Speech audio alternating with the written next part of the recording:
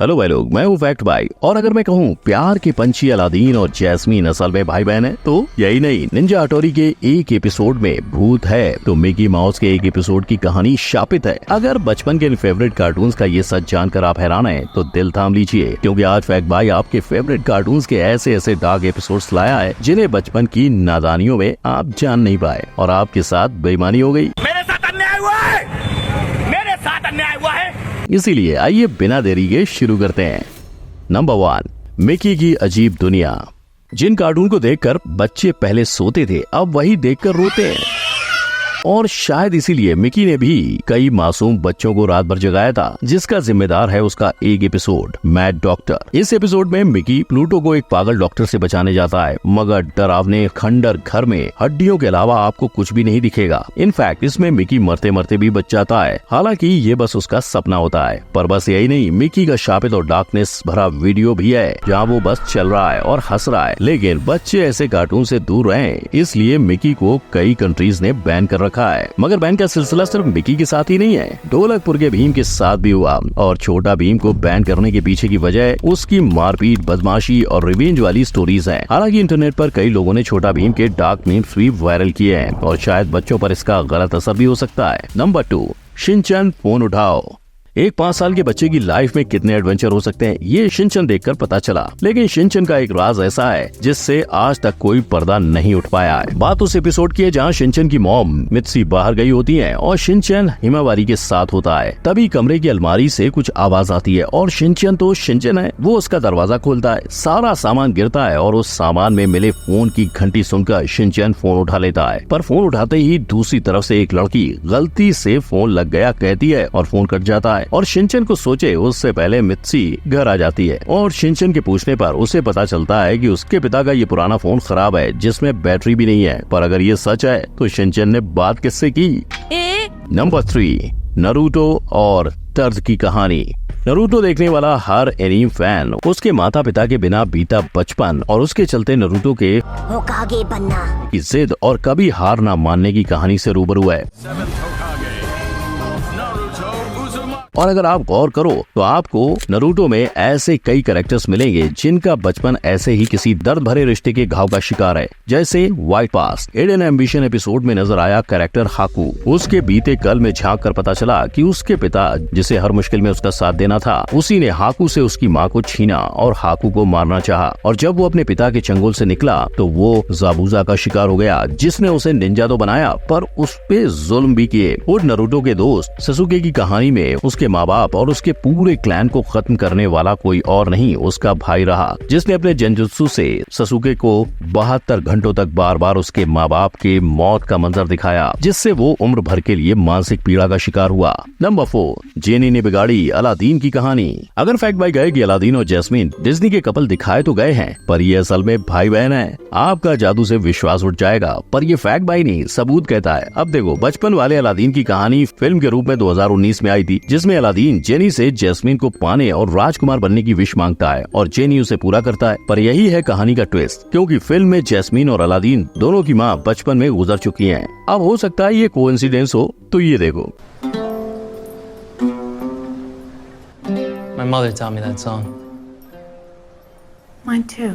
Jasmine ने जिस गाने की धुन बजाई वो गाना इन दोनों को ही दोनों की माओ ने सिखाया था। आपको क्या लगता है? कमेंट में बताओ। पर एक तरफ ये रिश्ता है तो एक तरफ बेंटन के catch a falling star episode का रिश्ता, जिसमें एक हीरोइन अपने ही किडनैपर को बचाती है। What? क्यों? क्योंकि उसमें स्टॉकहोम सिंड्रोम है, एक ऐसी कंडीशन जिसमें विक्टिम को अपने किडनैपर से हमदर्दी हो जाती है और इस हमदर्दी के चलते बेन की जान जाते जाते बचती है। नंबर 5, निंजा का खौफ। हंसता है और हंसाता है, ये है असली निंजा। पर क्या सच में? रुको, थोड़ा सब्र करो और ऊपर वाले को याद करो, क्योंकि फैक्ट भाई निंजा हथौड़ी के डार्क एपिसोड के बारे में बताएगा। और अज्ञात होने के कारण इस एपिसोड के बारे में किसी को नहीं पता। इसमें हथौड़ी और फ्रेंड्स भूत प्रेत का नाटक करते हैं और घर लौट जाते हैं, मगर असली डर तो तब लगेगा जब ग्रुप फोटो यूमिको के साथ खींचा तो जाता है, लेकिन वो कैमरे में कैद नहीं होती और फिर पता चलता है कि जो उनके साथ थी वो एक भूत थी और असली यूमिको बीमार थी। अब जब आप डरावनी सैर पर निकल ही चुके हो तो चलो फैक्ट भाई आपको एक ऐसा डार्क एपिसोड डोरेमोन का भी बता दे। इस एपिसोड में नोबिता डोरेमोन से एक गैजेट मांगता है जिससे वो किसी भी चीज को रंग सकता है, लेकिन जल्दी नोबिता शरारत शुरू करता है और हर चीज को काली पेंट कर देता है। तो अब ऐसे में बच्चों के आगे भी अंधेरा ही छाने वाला था। नंबर 6, घर वापसी। भाई लोग आपको मिस्टर बीन का ये सीन तो याद ही होगा, लेकिन क्या आप जानते हो कि मिस्टर बीन के एक एपिसोड में इसका राज खोला गया था।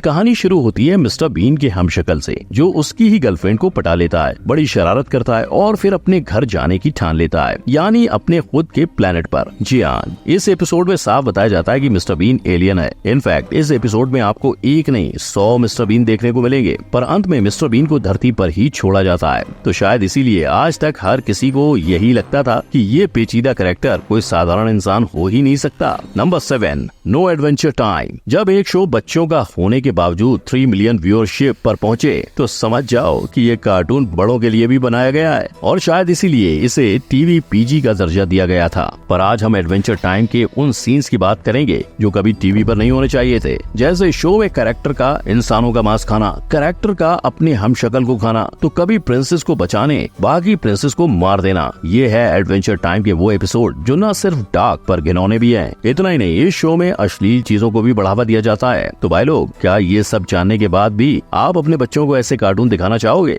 नहीं।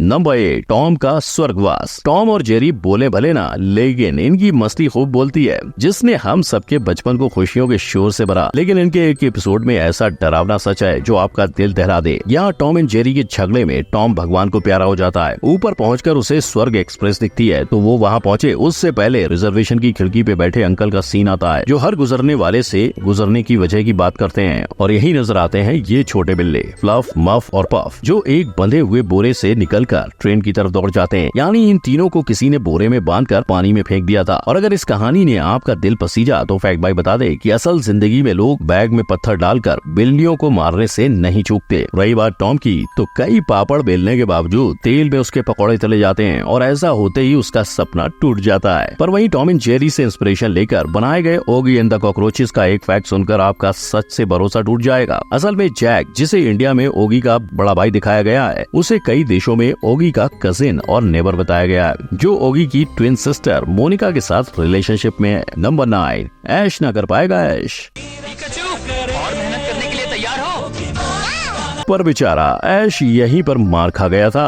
और जैसे ही ऐश ने पिकाचू से ज्यादा मेहनत करवाई, पिकाचू के अंदर इतनी बिजली आ गई कि वो सीधा ऐश का खात्मा कर देता है। झुक के रहना पड़ेगा मेरे आगे, क्योंकि मैं अपने में खुद हीरो हूँ। हालांकि इतना डार्क होने के बावजूद पोकेमॉन ने इसे भी बीट करते हुए और एक डार्क एपिसोड निकाला था, जहां ऐश और पिकाचू दोनों पर लाइट्स गिरती हैं और दोनों की आत्मा शरीर से निकल जाती है। लेकिन ये तो हुई टेलीकास्ट हुए एपिसोड की बात, पर एक एपिसोड ऐसा भी है जो सिर्फ जापान में रिलीज हुआ और बाकी जगहों पर बैन हो गया। इस एपिसोड में ऐसी लाइट्स फ्लैश हुई थी जिससे 685 जापानीज बच्चों को मिर्गी के दौरे पड़ने लगे थे। यानी जितना मासूम पिकाचू दिखाई पड़ता है, शायद उतना मासूम पोकेमॉन कार्टून नहीं है। तो भाई लोग, ये वो एपिसोड्स थे जो आपने कभी नहीं देखे होंगे या फिर चैनल ने आप तक कभी पहुंचाए नहीं। पर फैक्ट भाई कार्टून्स के सच का ऐसा ही पिटारा खोलता रहेगा, जिसमें आप इस आई बटन पर क्लिक करके ये भी जान सकते हो कि आखिर इन कार्टून्स के धर्म क्या है। वीडियो अच्छी लगी हो तो लाइक, कमेंट, सब्सक्राइब और शेयर करना मत भूलना। हम मिलेंगे अगली वीडियो में। Good bye,